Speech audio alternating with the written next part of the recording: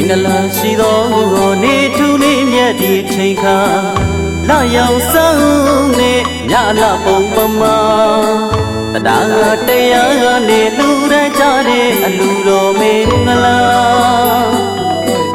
ဆောင်လာတော်တော်ဝေးပါကြီးတော်အသေးဘဝေနှလုံးအေးချမ်းလို့သာဝေနေရမိခိုင်ရင်တွေကပူတဲ့မြတ်တာပါ